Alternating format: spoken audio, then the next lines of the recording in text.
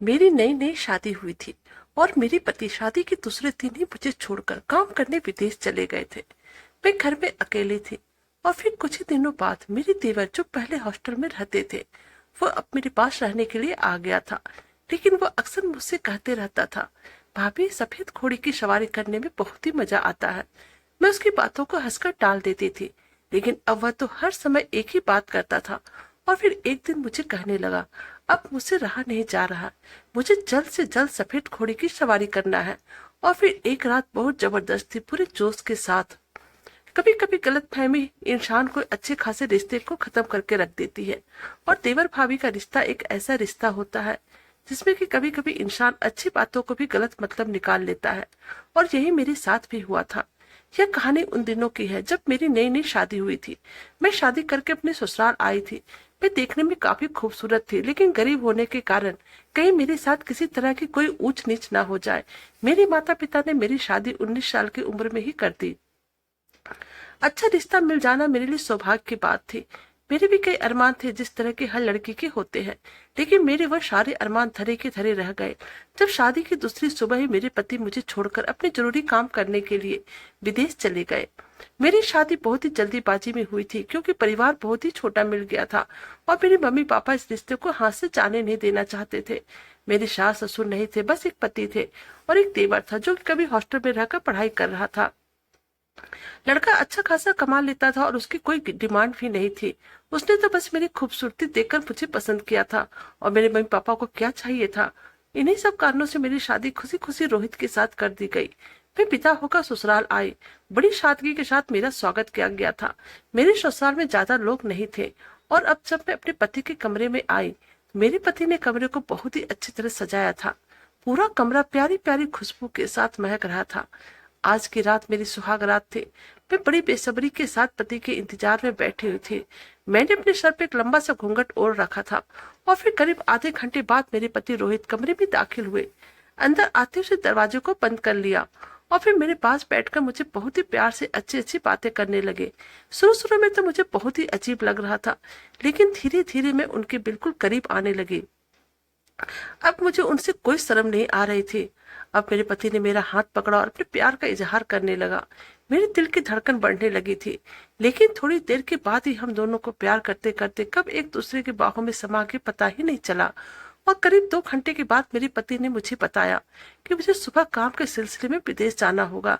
यह सुनना था कि मैं तो हक्का बक्का हो गई और उनकी तरफ आंखों में आंसू लिए देखने लगी। तो रोहित कहने लगे, ऑफिस के काम से छुट्टी नहीं मिल रही थी, किसी तरह शादी की छुट्टी लेकर आया था, लेकिन इस बार मैं जाऊंगा तो पूरा काम खत्म करके ही आऊंगा और बहुत ही जल्द आने की कोशिश करूंगा। तुम निराश मत हो। लेकिन अपने पति की बात सुनते ही मेरा दिल एकदम से टूट गया था और मेरा मन पूरी तरह से उदास हो गया था। भला कोई भी लड़की अपनी शादी के दूसरे दिन पति को विदेश जाने की इजाजत कैसे दे सकता है। मुझ में तो बिल्कुल भी हिम्मत ना थी और मैं अब उनसे गुस्सा होकर बैठ गए तो मेरे पति मेरे चेहरे पर किस करते हुए बोले, मैं बहुत जल्द आ जाऊंगा, मैं तुमसे वादा करता हूँ। और फिर दिन भर की थकावट होने के कारण हम दोनों कब सो गए पता ही नहीं चला।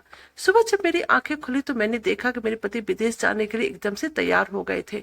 मैंने उन्हें रोकने की बहुत कोशिश की, उन्हें बहुत मनाया, लेकिन वो नहीं माने। उन्होंने कहा उन्हें अर्जेंट काम है और वह काम से छुट्टी नहीं ले सकते हैं। वह जाने लगे तो मैं जोर जोर से रोने लगी। फिर उन्होंने कहा, मैं जल्दी वापस आ जाऊंगा। मैं नए नए घर में आई थी, इसी वजह से मैंने ज्यादा बात पर बहस नहीं किया और फिर उदास मन से उन्हें खुशी खुशी जाने की अनुमति दे दी। पति के जाने के बाद मेरा किसी काम में मन नहीं लग रहा था क्योंकि मैं पूरे घर में बिल्कुल अकेली थी। अपना मन लगाने के लिए अब मैंने घर की साफ सफाई करना स्टार्ट कर दिया क्योंकि मेरे पास और कोई चारा नहीं था। अब मैं घर का सारा काम एक एक करके करने लगी।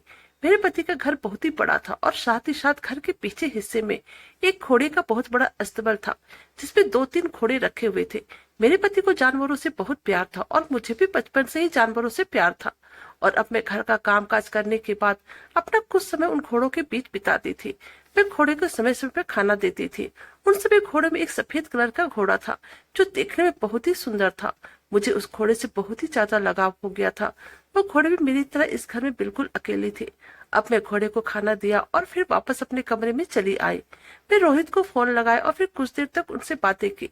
मैं उनसे बार बार एक ही बात कह रही थी कि मुझे आपके बिना मन नहीं लग रहा, आप प्लीज यहाँ पर चले आइए, नहीं तो मुझे अपने पास बुला लीजिए। लेकिन वह बार बार मुझसे यही कह रहे थे, तुम थोड़ी देर इंतजार करो, सब ठीक हो जाएगा। फिर मेरे पति कहने लगे, देखो मैं मोहित को कह दिया है, वह अब हॉस्टल छोड़कर तुम्हारे पास ही आकर रहेगा, क्योंकि तुम अकेली हो। पहले कोई घर पे नहीं रहता था, इसलिए मैं मोहित को हॉस्टल में डलवा दिया था, लेकिन अब तुम हो इसलिए अब वो तुम्हारे साथ ही घर पर आकर रहेगा और अपने आगे की पढ़ाई भी यहीं से कंप्लीट करेगा। मोहित जब आ जाएगा तब तुम्हारा मन लग जाएगा और तुम अपने आप को अकेले नहीं समझोगी। पति की बातें सुनने के बाद मैं कुछ देर शांत हो चुकी थी। फिर मुझे लगा कि सही तो कह रहे हैं, कोई घर में आकर रहेगा तो मेरा भी मन लग जाएगा। फिर मैं रोहित के साथ कुछ देर प्यार भरी बातें की और फिर उसके बाद हम दोनों ने फोन रख दिया। फिर मैं घर के काम काज में बिजी हो गई। शाम में खाना बनाने के बाद मैं फिर से घोड़े के अस्तबल में चली गई और फिर वहां पर कुछ देर बैठकर मैंने उस सफेद घोड़े के साथ अपना वक्त बिताया। उसे मैंने अपने हाथों से खाना खिलाया और फिर कुछ देर उसके पीठ को सहलाया। मुझे उस घोड़े से बहुत ही प्यार हो चुका था और जब भी उसके करीब जाती थी वह एकदम से गर्दन अपना झुका लेता था और मुझे सामने अपनी बड़ी बड़ी आंखों से बहुत प्यार से देखने लगता था। वह मुझे पहचानने लगा था और मेरे एहसासों को समझ रहा था। अब मैं वहीं पर काफी देर बैठकर उससे अपने दिल की बातें करने लगी थी। मुझे भी उसके साथ वक्त बिताना अब अच्छा लगने लगा था। उसके बाद जब सारे घोड़े सो गए तो मैं दोबारा अपने कमरे में आ गई। फिर बहुत ज्यादा थकी होने की वजह से मैं गहरी नींद पे चली गई। सुबह जैसे ही मेरी नींद खुली तो मैं फिर से घोड़े के अस्तबल में गई तो देखा सारे घोड़े मेरी तरफ ही देख रहे थे। फिर मैंने उसे चारा दिया और अपने उस सफेद घोड़े को, जिसको कि मैं बहुत ही पसंद करती थी, उसके पीठ पर अपना हाथ प्यार से फेरने लगी। वह सफेद घोड़े आराम से खाना खा रही थी और फिर अब मैं जल्दी से कमरे में आकर फ्रेश होने के लिए चली गई और फिर जैसे फ्रेश होकर बाथरूम से बाहर निकली तभी दरवाजे पे कॉल बेल बजी। मैं तुरंत भागकर जाकर दरवाजा खोला तो मैं सामने अपने देवर मोहित को देखकर बहुत ही खुश हो गई, क्योंकि रोहित ने मुझे बता दिया था मोहित सुबह ही आने वाला है। मैं मोहित को पहली नजर में पहचान चुकी थी, क्योंकि मैं उसे शादी में देख चुकी थी। वह मुझे देखने कहने लगा, भाभी आप तो बहुत ही ज्यादा खूबसूरत लग रही हो, इतनी खूबसूरत आप शादी में भी नहीं लग रही थी।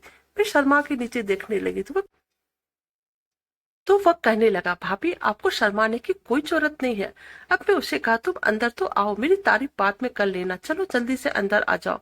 फिर उसने अपना एक बड़ा सा बैग सोफे के साइड पर रख दिया और कहने लगा, भाभी आपको तो पता ही होगा मैं यहाँ पर पढ़ने के लिए आया हूँ, मेरी आगे की पढ़ाई अब यहीं से होगी। भैया ने मुझे फोन किया था, उन्होंने मुझे बताया कि आपके यहाँ पे अकेले मन नहीं लग रहा है, लेकिन आप निश्चिंत रहो भाभी, अब मैं आ गया हूँ, मैं देख रहा आपको कितना मन लगेगा। और फिर यह कहकर वही जोर जोर से हंसने लगा। मेरा देवर 18 साल का था और देखने में काफी हैंडसम था। मैंने उससे कहा, हाँ तुम्हारे भैया ने मुझे बताया था तुम आने वाले हो, लेकिन मुझे यह नहीं पता था कि तुम इतनी जल्दी आ जाओगे। चलो मैं तुम्हारा कमरा दिखा देती हूँ और फिर उसके बाद तुम जल्दी से फ्रेश हो जाना, मैं तुम्हारे लिए नाश्ता लगा दूंगी। मेरे कमरे में कुछ दूर एक कमरा था, मैंने वो कमरा अपने देवर को दे दिया और फिर उसे कहा, अब तुम इसी कमरे में रहोगे। मेरे देवर को वह कमरा बहुत ही पसंद पड़ा था। उसने कहा, भाभी मुझे कमरा बहुत ही अच्छा लगा, क्योंकि इसे आपने मेरे लिए तैयार किया है। और फिर जाकर मोहित फ्रेश होने के लिए चला गया। मैं किचन में जाकर उसके लिए नाश्ता बनाने लगी। जब मैं नाश्ता बनाकर वापस कमरे में आई तो मैंने देखा वह बैठकर फोन पर बड़ी गौर के साथ कोई वीडियो देख रहा था। उसने अचानक से मुझे देखा तो हड़बड़ा गया और जल्दीबाजी में उसके हाथ से मोबाइल फोन नीचे गिर गया। मैंने उसे कहा, पहले नाश्ता कर लो फिर मोबाइल देखना। और अब जब मोहित नाश्ता करने लगा उसने मुझे कहा, भाभी नाश्ता तो बहुत ही स्वादिष्ट बना है, आपके हाथों में तो जादू है। उसकी बातें सुनकर मुझे बहुत ही अच्छा लग रहा था, क्योंकि वो बात बात पर मजाक कर रहा था। फिर मैंने कुछ देर उसके पास बैठकर उसकी पढ़ाई के बारे में पूछा। उसने मुझे अपनी पढ़ाई के बारे में बताया। फिर मैं उससे बात करके अपने कमरे में चली आई थी। मैं कमरे में आई तो देखा कि मेरे फोन पे मेरे पति का कॉल आ रहा था। मैंने तुरंत रिसीव किया। शायद मेरे पति मोहित के बारे में पूछने के लिए कॉल कर रहे थे। अब वो मुझे कहने लगे, अब तुम्हारा मन अच्छे से लग जाएगा, क्योंकि अब तुम्हारा देवर आ चुका है, वह तुम्हें बोर नहीं होने देगा। अपने पति की बातों को सुनकर मैंने चुपचाप से हाँ में जवाब दे दिया, क्योंकि मेरे पति की बातें मुझे बिल्कुल समझ में नहीं आ रही थी, क्योंकि मुझे उनकी जरूरत थी ना कि उनके भाई की। मैंने चुपचाप अपने पति की बातों को अच्छे से सुना और उसके बाद फोन रख दिया। कुछ देर मैंने आराम किया, उसके बाद घोड़े के अस्तबल में जाकर मैं बैठ गई। आज जो मेरे सफेद रंग की घोड़ी भी बहुत ही ज्यादा उछल रही थी। शायद वह थोड़ा आजाद होना चाहती थी, क्योंकि वह तो कितने दिनों से रस्सी में बांधा गया था। जब मैं घोड़े को चारा दे रही थी तभी पीछे से मोहित मेरे बगल में आकर खड़ा हो गया और मुझे कहने लगा, भाभी मुझे ये सफेद रंग की घोड़ी बहुत ही ज्यादा पसंद है और ये बिल्कुल आपकी तरह खूबसूरत है। आपकी खूबसूरती देखकर तो कोई भी बहक जाएगा। इसी तरह इस घोड़ी को जो नीली आंखें हैं उसे देखकर कोई भी फिदा हो जाएगा। और फिर बातों ही बातों में मोहित ने मुझे एक ऐसी बात कही जिसे सुनकर मेरे होश उड़ चुके थे। वो मुझे कहने लगा, भाभी मुझे भी कभी अपनी सफेद घोड़ी की सवारी कराओ। कुछ देर तो मैं उसके सवालों को सुनकर चुप सी हो गई थी, लेकिन फिर मैंने उसकी बातों को हंसकर टाल दिया। फिर कुछ दिन हमने वहीं पर बैठकर बातें की। उसके बाद हम दोनों घर के अंदर आ गए। घर के अंदर आने के बाद अब मोहित मुझे कहने लगा, भाभी आज मैं अपने दोस्तों के घर जा रहा हूँ, इसी वजह से थोड़ी देर हो जाएगी क्योंकि मेरे दोस्त यही हॉस्टल में रह रहे हैं। मैंने उसे जाने की आज्ञा दे दी थी। उसके बाद वो रात को वापस आया था। रात को मैं खाने का पर उसका इंतजार कर रही थी और जब वो आया तो हम दोनों ने बैठकर रात का डिनर किया। डिनर करते हुए मोहित ने फिर से कहने लगा, भाभी मुझे अपने घोड़े की सवारी कब करवाओगी। इस बात पे मैंने फिर से हंसकर टाल दिया। मैंने सोचा कि यह तो बच्चा है, इसे क्या समझ होगी यह जो बोल रहा है, लेकिन शायद यह मेरी गलतफहमी थी। डिनर के बाद मोहित अपने कमरे में सोने के लिए चला गया था और अब मैं भी सोने के लिए अपने कमरे में चली गई थी। मैं बहुत ज्यादा घर के कामकाज की वजह से बहुत थक चुकी थी और इसी वजह से अपने कमरे में जाकर जल्दी से मैं सो गई। लेकिन अचानक से आधी रात को मुझे कुछ अजीब सी आवाज सुनाई देने लगी, लेकिन मैंने आवाज पे ज्यादा ध्यान नहीं दिया और फिर से सो गई। सुबह जब मैं उठी तो मेरे दिमाग में रात वाली बात आने लगी और फिर मैं सोचने लगी कि आवाज आखिर कहाँ से आ रही थी। अभी मैं सोच ही रही थी कि तभी मोहित किचन में आकर मेरे पीछे खड़ा हो गया और मुझे अजीब तरीके से पकड़ लिया। उसके इस तरह के पकड़ने से मेरे शरीर में एक अजीब सी हलचल होने लगी थी। अब मोहित मुझे कहने लगा, भाभी मैं कब से आपको आवाज लगा रहा था, लेकिन आप है कि मेरी बात सुन ही नहीं रही है। मैंने कहा, हाँ बोलो क्या बात है। फिर वो कहने लगा, आज मैं अपने कॉलेज में एडमिशन करवाने जा रहा हूँ। जिसे सुनकर मैंने कहा, हाँ ठीक है, तुम रात को तो आओगे ना। तो कहने लगा, हाँ मैं रात होने से पहले चला आऊंगा। उसके बाद मैं और मोहित एक साथ बैठकर नाश्ता किया। अब अभी हम दोनों नाश्ता कर ही रहे थे, फिर से मोहित मुझे कहने लगा, भाभी अपनी घोड़ी की सवारी कब करवाओगी, प्लीज मुझे बता दो क्योंकि अब मुझसे रहा नहीं जा रहा। मैं उसकी बात सुनकर एकदम से चुप हो गई थी। मैंने उससे कहा, तुम्हें घोड़ी कब से पसंद आने लगी। तो वह कहने लगा, मुझे घोड़ियों का शौक बचपन से ही है। मुझे अक्सर सफेद रंग की घोड़ी पर सवारी करना बहुत ही पसंद है। अब बार बार वो मुझसे जिद करने लगा था, लेकिन मैं अब भी उसकी बातों को हंसकर टाल दिया करती थी। अब तो ये रोज होने लगा था। जब भी देवर मुझसे बातें करता एक बार जरूर कहता, भाभी अपनी घोड़ी की सवारी करवा दो। आज रात को मोहित जब घर आया फिर हम दोनों एक साथ डिनर करने लगे। उसके बाद मोहित अपने कमरे में चला गया और मैं भी अपने कमरे में चली गई। आज मुझे नींद नहीं आ रही थी। मैं अपने बिस्तर पर करवटें बदल रही थी। अभी कुछ ही देर हुए थे कि मुझे फिर से अजीब अजीब सी आवाज सुनाई देने लगी और आज मैं उठकर कमरे के बाहर आई और देखने लगी कि आगे किस तरह की आवाज आ रही है।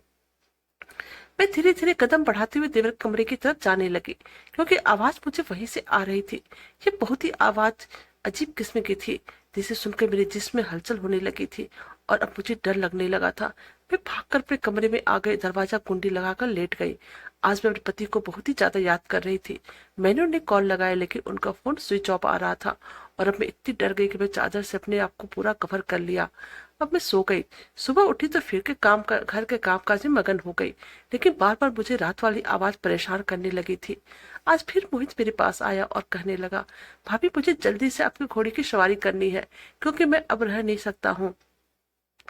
उसकी बात सुनकर मैं सोचने लगी, यह तो बच्चा है, फिर न जाने किस तरह की बातें मुझसे करता रहता है। मैं उसकी बातों को घुमा दिया करती थी, लेकिन अब कुछ दिनों से मैं देख रही थी धीरे धीरे मोहित में बहुत ही बदलाव आने लगा था। पर फोन पर बैठकर अक्सर न जाने कौन सा वीडियो देखा करता था और जब मैं उसके बगल में आकर खड़ी होती थी तो वह हड़बड़ा जाता था और फिर उसके कमरे से रोज रात में अजीब तरह की आवाजें मुझे बहुत ही परेशान कर रही थी। मैं तो मोहित को बच्चा समझती थी, इसी वजह से उसकी हरकतों को नजरअंदाज कर रही थी। लेकिन मोहित मेरे साथ अब बहुत ही फ्रेंडली हो गया था। जब भी घर में रहता तो मेरे आगे पीछे करता रहता था। मैं जहाँ पर बैठी रहती थी वहीं पर आकर बगल में मेरे साथ बैठ जाता था और फिर कभी कभी मेरे कमरे में भी आकर मुझसे बैठकर घंटों बातें करता रहता था और फिर बातों ही बातों में मुझसे वही जिद करने लगता था कि भाभी मुझे आपके घोड़े की सवारी करनी है क्योंकि आप मुझे बहुत ही पसंद हो। आप मुझे घोड़े की सवारी कराओ ना। लेकिन अब उसकी यह बातें मेरी आने वाली जिंदगी में बहुत ज्यादा खतरनाक होने वाली थी। एक रात मैं सो रही थी, तभी मुझे अचानक फिर से वो अजीबोगरीब आवाज आने लगी। मैं तुरंत उठकर उन आवाज को सुनने लगी। वह आवाज तो फिर से मोहित के कमरे से आ रही थी। मैं आज जल्दी जल्दी से मोहित के कमरे के उसके पास चली गई और आज जब मैं मोहित के कमरे के बाहर खड़ी थी तो वह आवाज बहुत ही तेज तेज आ रही थी। अब मैं उसके कमरे की खिड़की से इधर उधर जाने की कोशिश करने लगी और फिर मैंने जो मोहित के मोबाइल में देखा उसे देखकर मेरे होश उड़ चुके थे, क्योंकि मोहित मोबाइल में वीडियो देखकर इस तरह की हरकतें कर रहा था। मैं तुरंत भागते हुए आई और अपने पति को फोन लगाने लगी और फिर जैसे उससे फोन उठाया मैं जोर जोर से रोने लगी। लेकिन मैंने उन्हें देवर के बारे में कुछ नहीं बताया और बार बार उनसे एक ही बात कहने लगी, तुम जल्दी से यहाँ चले आओ, क्योंकि अब मुझे तुम्हारे बिना एक भी मन नहीं लग रहा है। लेकिन मेरे पति एक ही बात कह रहे थे, कुछ दिन और सब्र करो, मैं जल्द से जल्द काम खत्म करके तुम्हारे पास आ जाऊंगा। और अब आज मैंने गुस्से से फोन को रख दिया था। अगले दिन बहुत तेज बारिश हो रही थी। मैं आज सुबह जल्दी उठ चुकी थी। आज मुझे अपने पति की बहुत ही ज्यादा याद सता रही थी, क्योंकि रात भर में बहुत ज्यादा परेशान हुई थी। मैंने सोचा कि मैं देवर के बारे में अभी किसी को कुछ नहीं बताऊंगी। जब मेरे पति यहाँ पर चले आएंगे और अपनी आंखों से ये सब हरकतें देखेंगे तब उन्हें समझ में आएगा मैं उन्हें क्यों बार बार आने के लिए कह रही थी। क्योंकि अगर मैंने उन्हें कुछ बताया और अगर उन्होंने मेरी बातों में विश्वास नहीं किया तो मैं उनकी नजरों में गिर जाऊंगी। अब मैं कुछ दिनों से देख रही थी कि देवर को मेरे उस सफेद घोड़े से बहुत ज्यादा लगाव हो गया था। यह सब मैं दूर से देखा करती थी। अब मेरे दिमाग में अचानक से आने लगा, कहीं मोहित रोज रोज इस घोड़े की सवारी करने की जिद तो नहीं कर रहा था, क्योंकि वो मुझे अक्सर यही कहता था कि मुझे सफेद घोड़े की सवारी करनी है और मैंने जाने उसके बारे में क्या क्या गलत सोच बैठी थी।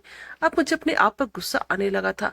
लेकिन फिर मैं सोची कि अगर यह बात थी तो रात को वह फोन पर वीडियो देखकर अजीब अजीब हरकतें क्यों कर रहा था।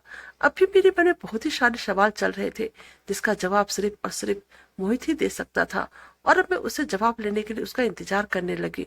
कुछ देर बाद जब वह घोड़े के साथ वक्त बिताकर वापस घर आया तब अपने कमरे में चला गया और अब मैं भी उसके पीछे पीछे उसके कमरे में चली गई और कमरे के अंदर से मैंने दरवाजा को बंद कर दिया। तो मोहित मुझे हैरत भरी नजरों से देखने लगा और मुझे कहने लगा, क्या हुआ भाभी, आप इतनी जल्दी कैसे उठ गई।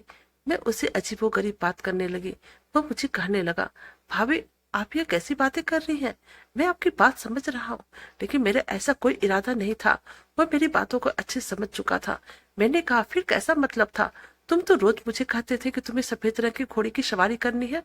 तो फिर मुझे कहने लगा, हाँ भाभी मैंने यह बात कहा था क्योंकि अस्तबल में जो सफेद रंग की घोड़ी है वो मुझे बहुत ही पसंद है और मुझे बचपन से घोड़े पे चढ़ने का बहुत ही शौक है। लेकिन जब मम्मी पापा एक एक्सीडेंट में हम दोनों भाई को छोड़कर चले गए तो फिर भैया अपने काम में बिजी हो गए और मैं हॉस्टल चला गया, जिस कारण से मेरा यह शौक अधूरा रह गया।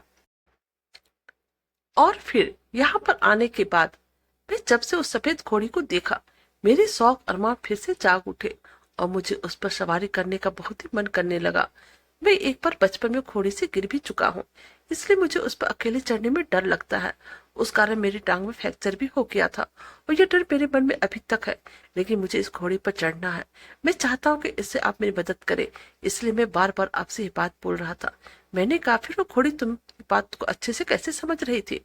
वो कहने लगा, वह इस वजह से क्योंकि मैं रात भर फोन पर घोड़े को समझने की वीडियो देखा करता था और उसके अच्छे से कैसे सवारी करते हैं उसका तरीका भी समझ रहा था। अब मैं सारी बात समझ गई थी और यह मुझे समझ में आ गया था कि इन सब में मेरी ही गलती थी। अब मुझे अपने आप पर बहुत शर्मिंदगी होने लगी थी क्योंकि मैं उसे गलत समझ बैठी थी। लेकिन वह तो बहुत ही अच्छा लड़का था, उसे भी मेरी ही तरह जानवरों से बहुत ही मोहब्बत थी। लेकिन मैं उसे गलत समझ बैठी थी। शायद एक बार मैं उससे बातें कर लेती थी या गलतफहमी मेरे दिमाग में ना बैठती। फिर हम दोनों वहीं पर बैठकर काफी देर एक दूसरे से बातें की। अभी हम दोनों बातें कर ही रहे थे कि अचानक से मुझे अपने घर की बेल सुनाई दी। मैं तुरंत जाकर दरवाजा खोली तो मैंने देखा सामने मेरे पति रोहित खड़ा था। मैं तो उसे देखकर एकदम से आश्चर्यचकित हो गई, खुश होकर उसके गले लग गई।